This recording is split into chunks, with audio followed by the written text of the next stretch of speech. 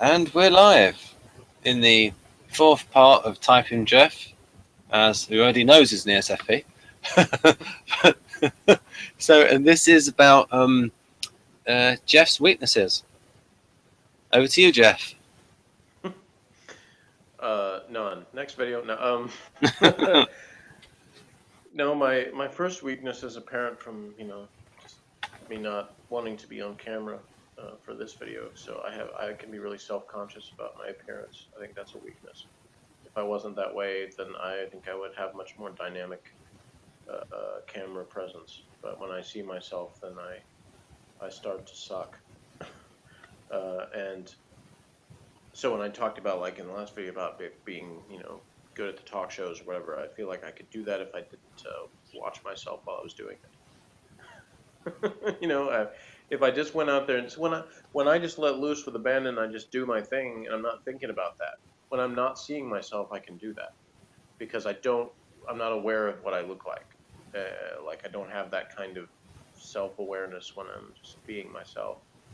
And I'll have, like, interactions with people um, where it was a fun exchange with somebody. If it's just somebody who's in public, like ordering something, or I'm in a store or something, and there's sort of an exchange with the salesperson or a waitress or somebody like that, and we can have this kind of funny interaction, and I'm just having fun and letting loose, and then I'll, like, the next time I'll go to the restroom or something, I'll look at myself in the mirror and I'll just be like, wow, is that really what I look like? Because if I felt that way while I was having that interaction, I wouldn't have said what I said because I wouldn't have felt any kind of confidence to do that. So I definitely have a kind of a complex about that. So that's a weakness for me, that I'm limited in that way by my self-perception.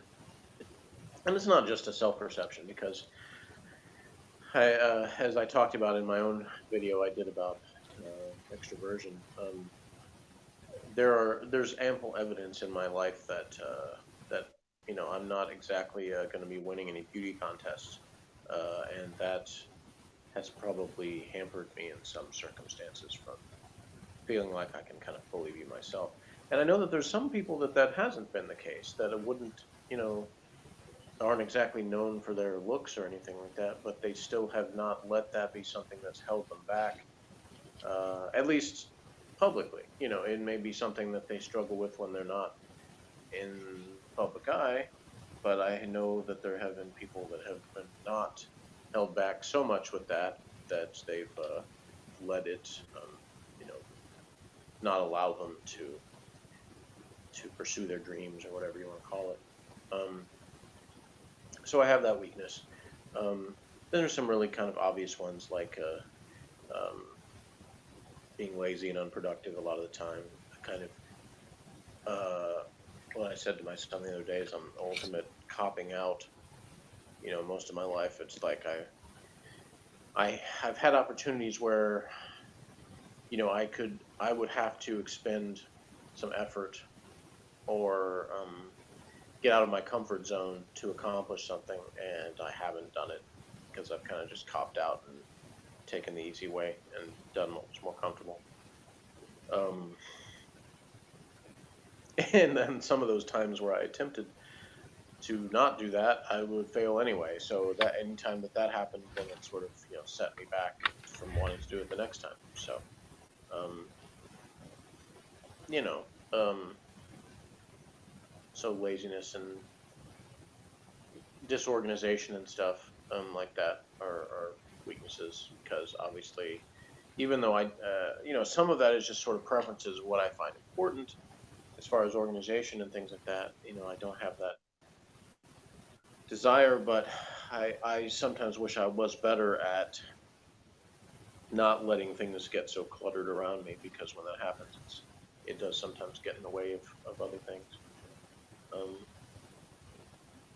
so yeah, I'm not good at disciplining people, which is why, as a father or as like a boss, in times that I have been that job, or I've been directing a play, or anything of those where I've been an authority of somewhat. I was a Boy Scout den chief of Cub Scouts at one point, and uh, so yeah, any of those occasions, I've always struggled with the discipline, be the kind of asserting my authority because I can enjoy sort of setting the agenda of something, but I'm not good at like coming down on people when they need to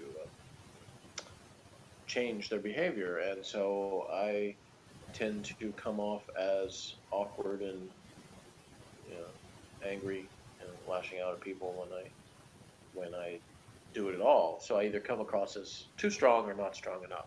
So um, and that obviously can cause problems no matter what position you're talking about. Um, yeah, I also am inconsistent in some things and just don't follow through with stuff. I think those are the big ones. It's just because those kind of a lot of other things sort of stem from that. Is just having that inability to follow through on stuff and really accomplish things. Quit too easily, cop out too easily. Say that I'm never gonna be able to do whatever, so why bother? Kind of attitude. I get that way too much. Um, so it's kind of interesting that other people, when they do say something to me, like they consider me to be brave or daring and stuff. I enjoy someone telling me that, but it's very surprising when someone does because I don't see myself that way. And that goes back to talking about those three A's of the artisan temperament. The artistry, audacity, and adaptability. Because the audacity area is one that I feel like I failed often growing up. That I did not did not that I felt like I was a coward and didn't fulfill that aspect of my personality that to other people I didn't show them anything that did convince them that I was in any way brave or daring or anything like that or bold in some way. So I guess as an adult, I've found a few ways to do that I didn't as a kid. I don't know. I mean, maybe I've become more confident in some areas, I guess. So some of the weaknesses I've talked about, I'm better than I was, but I'm still have those as weaknesses. Do you have a lot of the weaknesses that Kersey mentioned about the artisan performer? Like what, Ben? Well, You got your diagrams. Why don't you why don't you pull something up? okay. Well, we can go through the Kersey profile in the future, but we can have a quick look now. So, some of the bits aren't necessarily that much of a negative, such as easily seduced. Well, yeah, that's again like everything else is situational. It can be a bad thing depending on what you're getting into. But Right. I've put where it says vulnerable to seduction, I put a little smiley face. Oh, good. yeah, I'm sure some people see that as a desirable quality. But And then promiscuous as well. Oh, good. are you saying you've benefited from that aspect of? Well, I'm not going to go into that yet. Oh, like this video is about me, right? Yes. um, yeah. Well, in a sense, I sort of agree in that is not inherently a weakness, but it can be depending on the circumstances. And obviously, everybody has different values. So in some cultures, or subcultures within cultures, Yep. that is going to be seen as a weakness and something that somebody, well, anything from a weakness to like a grave sin that someone should be stoned for. So, obviously if you're talking in general of the type, then there's certainly plenty of ways that can get one in trouble. So This I like to say that I learned my lessons in some ways in terms of I only have one baby mama, hmm, not five, six, seven like some people. So I got that going for me, right? mm, this bit surprised me when I went through the cozy poem. It says performers do quite well when life is easy for them and don't let themselves get too caught. It says their tolerance for anxiety is the lowest of all the types. I was surprised by that. Yeah, I mean I relate to that for sure. I tend to want to escape from circumstances that cause me anxiety. Like I said, I tend to either run away or lash out. If I feel like I can't run away, then I tend to. Those are the times I blow up at people when I feel like there's no escape. So, It and it's like at one point they're cynical, but always look on the bright side. hmm Hmm. yeah, like I said, in before, that's uh, to me, it's just sort of natural to do that. Like if you've lived, you've learned things about people. Learned not to trust people and not to put your faith in people because people are going to let you down because they always do. Um, but that doesn't mean that you can't find things that are pleasant and happy and pleasurable to do with your life and find something that works for you. So I try to do that. My life hasn't been exactly the way I would have planned it. I haven't gotten to just snap my fingers and do everything I want to do. And I haven't had a career in the fields in which I thought I wanted to when I was younger. But that doesn't mean I haven't had plenty of ways to enjoy myself, plenty of opportunities for really enjoyable, fun activities. I feel like I've had things I got to do that I couldn't have predicted I'd get to do. So, even though there may be things that I wanted to do that I have never got the chance to, I still feel like I've led a full life. If I died tomorrow, I couldn't say that, oh, well, you know, didn't get to live or whatever, because I did. I got to do all kinds of stuff, and I still am. I mean, even something like this, just having the ability to talk to somebody across the other side of the ocean, and have people watch it and all over the world and get something out of it. I mean, that's a cool thing to me. I don't take that for granted. It's just being, oh, it's just the latest thing, blah blah blah. And I don't. I'm not one of those people that feels like it's like this essential part of life. Like, I mean, if the internet disappeared tomorrow in terms of I didn't have access to it, I wouldn't. The only thing that I would really lament was I would miss the people. Sorry. It's all right. I forgive you. Um, I would miss the people that I've gotten to talk to. That would really be the thing that would be disappointing about it for me. But it's not. It's not that I feel like I depend on it. On the technology and stuff like that. I could find ways to entertain myself and others without the kind of technology that I do have access to. But that doesn't mean that I don't enjoy it. Um, but you have people that they'll say like, "Could you live for 3 months without your phone or whatever?" Well, duh, of course I could. I think people of my age probably more likely to say that than somebody who's like a teenager now. But some teenagers have had a different upbringing. My son, for instance, I think is less like that than some are because he wasn't brought up to sort of see those things as being essential to existence. So, and he's smart. The combination of those two things makes him Hmm. aware of that those not being super essential. But um, as my kind of emotional uh, or over emotional action or feeling sometimes can be weakness in itself. Sometimes, I guess, because there can be times at which I am held back from doing something because I get too sort of emotionally wrought up in it or whatever. Um, I also have a weakness for expressing whatever that was just then that I was trying to express, because I don't think it came out very well. The more complicated something is, the harder it is for me to describe. That's the weakness. I can describe simple stuff much better. In this, one of the things in here, Jeff gave me the idea of. You talked about like the binomial name in like Latin, where you would have like the genus and the species, like so entertainer, performer. And so I thought, oh, I'll try to find the Latin name for that. And it's exactly the same.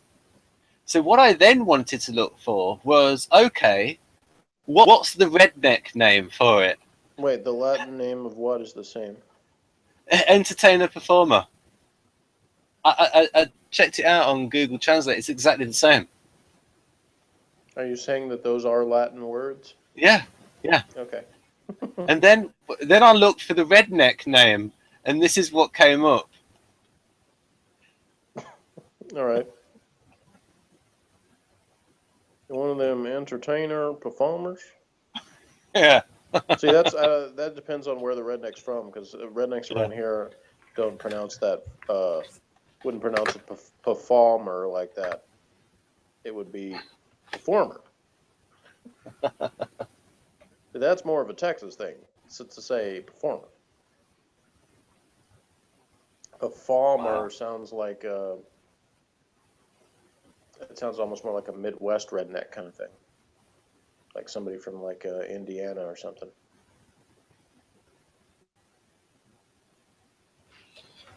Right. Like Colonel Sanders, who they keep recasting on television. You know, and my favorite comedian Norm Macdonald is now playing Colonel Sanders in KFC commercial.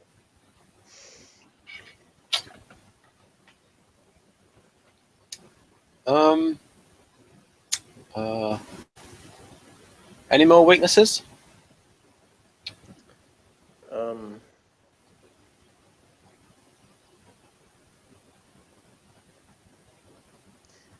I don't know. Hold on a second.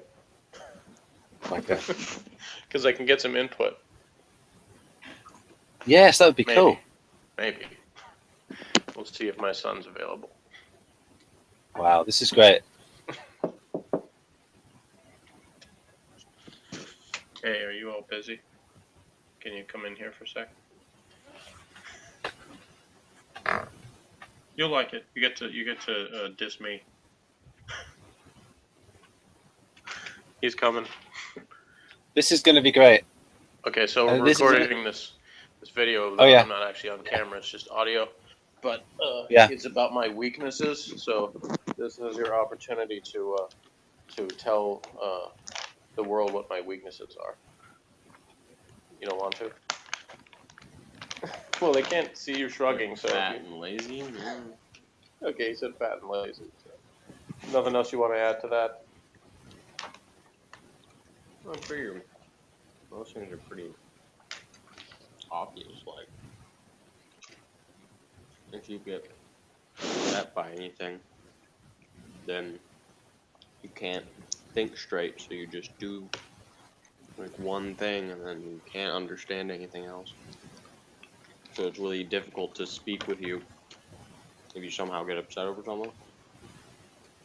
Okay. I sort of hit on some of that when I talked about my kind of fight or flight reactions to things, but that he did.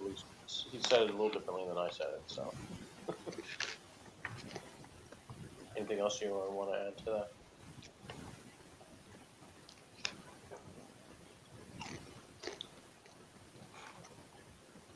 We ran out. What? I ran out of cookies and cream popcorn. That's disappointing.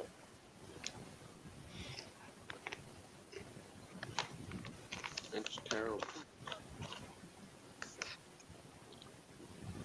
It appears that that's all he's going to say at this point. Okay.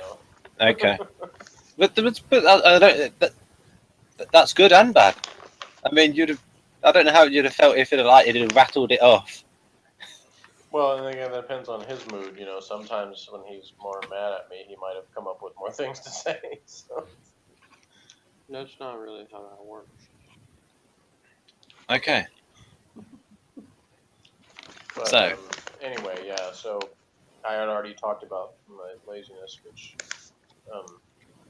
and being over emotional sometimes and too sensitive sometimes. I recognize I do that. Another example on the sensitivity thing and the physical appearance stuff is that for some reason I've become, and I say I've become because I don't feel like I was like this as a kid, but maybe I was, but more sensitive about like people commenting about things like my hair. Like, I mean, for a long time I tended to get my hair cut after it sort of became like past the ears or whatever, and then like I don't know, a year or two ago, I guess I started growing it out more. I grew it longer than I ever had before. And a lot of people took it upon themselves to basically tell me that I needed to cut my hair. Like they kept telling me that, like it was, this thing that was their business to decide. Um, and I sometimes reacted poorly to that because I was like, that's none of your business kind of thing. That's just kind of the reaction people have to people suddenly having hair longer. Because the same thing with me. Yeah, but it surprised me. It's not even.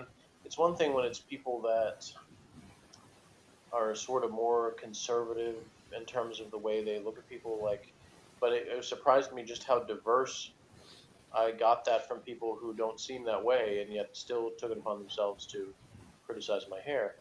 And one time, my mother really made me angry about it because she basically said that we were going to go to this restaurant for lunch on a particular day, and we changed our plans, or she changed our plans, because she basically implied that she didn't want to be seen with me in this restaurant because my hair didn't look good enough. So I took offense to that, and but I was basically had sort of come to grips with it. But then I made a joke about it, which to me was sort of my more positive way of dealing with it. It was sort of because when we talked about where else we were going to go, basically I had just sort of did a spontaneous reaction where whatever place she said, I was basically going to say, well, I can't be seen with you there. It was basically I was going to joke about that, and that was going to be the end of it. It was like, oh, she'll chuckle and say some comment, and then that'll be the end of it. But she was the one that like continued to do it. It was like she took that opportunity to then start bashing my hair again, and so then I let her have it.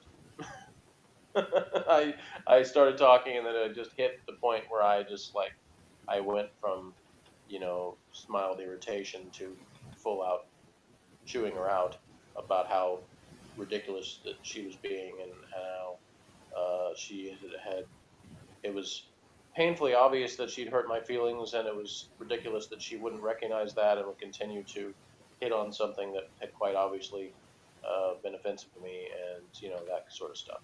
But of course, when I did that, that was one of those instances of I hurt her feelings by blowing up at her. That regardless of what the overall point was, it was going to take some time for that to sink in because her immediate thing was just I've been attacked by someone, so she had to sort of recover from that. And later on, we were able to discuss it a little bit more peacefully. But um, for that moment, it was just I was, overreacting in her mind and jumping on her for whatever stuff. But yeah, I don't know. I guess I have a more I don't know what the word is. Like I feel like there's certain things that it should be obvious you just shouldn't do to people. And I think maybe that's more of a personal thing where it's not as obvious to some people, and some things that they act like should be obvious to me that I don't think are. So I think I think it's rude to just like walk into a room where people are having a conversation and just interrupt and start talking about something else.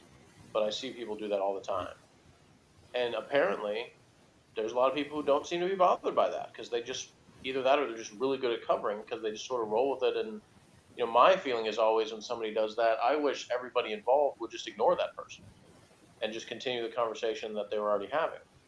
Because to me, that's what you should do to basically show the person, no, you can't just walk in here and interrupt and think that somehow you're more important than what was already being discussed. Um, but a lot of people don't do that. they just let that person do that, and so that kind of pisses me off. But there's nothing I can do about it other than just not let somebody do that to me. But sometimes Uh, it's hard if I'm having a conversation with multiple people in a room and those other people allow that to happen, then there's not much I can do about it. Because then if I then like counter interrupt, then all of a sudden I look like a jerk. Like I'm the one who's trying to like be louder than that person or whatever, and it gets ridiculous. So, yeah, I am oversensitive sometimes, but I feel like it's balanced by the fact that I'm more considerate of people than some other people are. And I wouldn't do things that I knew bothered somebody on purpose to try to bother. If I knew that was an important thing, like I said earlier, there were times I wasn't aware of it. I was in the moment of something. I was enjoying what I was doing, and I just simply was not aware that I was doing something that hurt somebody. If I'm aware of it, I'm not going to keep doing that just to dig at somebody. That's just not something that I do.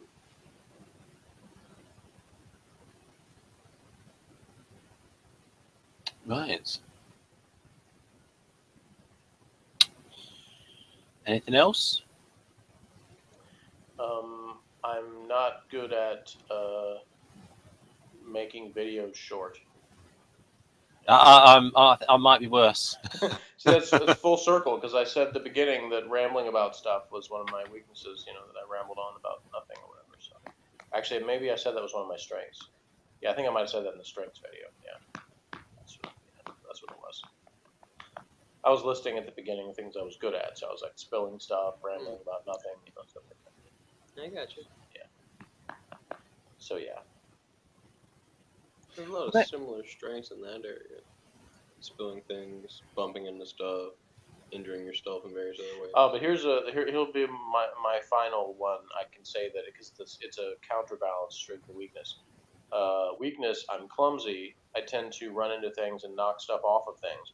Strength is because I have so much experience doing that. I have quick reflexes and catch things as they're falling off of stuff and stop them from breaking.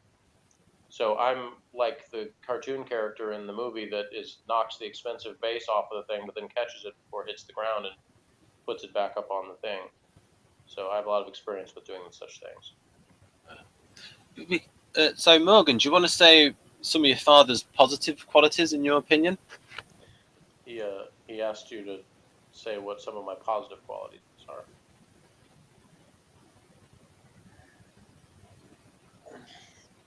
Like, almost in spite of your oversensitivity, you also are pretty laid back. So, like, I've said plenty of things to you where I'm joking and you don't have a problem with such things, that even someone who's considered a friend of mine, like at school or something, like, is like has offense at. And I don't know. It might just because we've been around each other for a long time, that certain like genres of things we talk about are just kind of joking or whatever, so you don't react strongly to it. But it seems like the thing I have a problem with is that I don't always know, because you have that where you're oversensitive to some things, like some things you actually get upset by, and then other things you know like what is gonna be like that is most of the time. Like if it's something that's really obvious, like an actual physical thing that can be like this physical thing I do every single time he visibly is annoyed by this, then I usually figure that out. But I mean, like stuff that I'm rambling too. Again, that's what I was saying. It's a strength of Maybe mine as well. maybe that could be then on my list of weaknesses, is that maybe I'm not always good at making it clear what things bother me and what things don't, so that there's a more consistent. I did mention inconsistency before, but Inconsistency. I mean, I have that too. Now I'm talking about me. Screw you, video.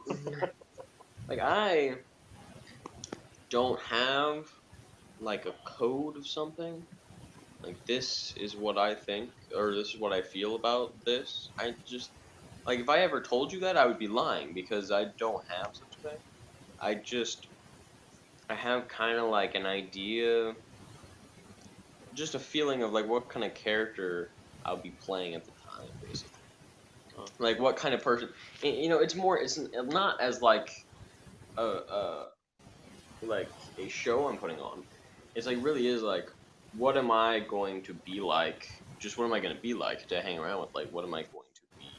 How am I going to respond to certain things? And I have different versions of that, and they never stay the same. I mean, I react to things differently all the time. But at the same time, if someone points that out, and like, wants to have like some kind of conversation about utilizing a previous reaction I had to the same thing, I don't have a problem with that. Meanwhile, like, say my mother does, because she's like, no, that was like this. I was this crazy person back then. That has nothing to do with I'm this enlightened person now. So that reaction was just because I was just reacting. She says that a lot. Like, I was just reacting. It's not like, yeah, a reaction is like, it gives some insight into what you actually feel at the time, because the reaction is how you feel at the time. So going, that's just a reaction, so it has nothing to do with me. It's like, no, it doesn't. That reminds me of a brilliant point I made earlier, Brilliant. where I was talking. He asked me about like acting on gut feelings, and I basically said that everybody does that because even if they don't spontaneously, like they don't act immediately on the gut feeling, they still, no matter what you use to make a decision, even if it goes so far as like making long lists of pros and cons on what you should do, you still have to ultimately have the gut feeling that that's the thing you should use to decide that. Mm-hmm. So everyone goes off gut feelings, just not everybody acts as quick. It's not always what it's based off of. See, you know, they could think long and hard about something, so they're basing their decision off of all this information. But there's still gut feelings involved, but Right. that it revolves around something else. Meanwhile, for us, it really does revolve around, you know, a gut feeling a lot of the time, just uh, whatever it is right then that you think you need to do. Yeah. So in this case, that's to end this video so that it's not 9 hours. Okay, so It's just not 9 this will hours be. already. Do you want to end it now, Jeff? Yes. Okay.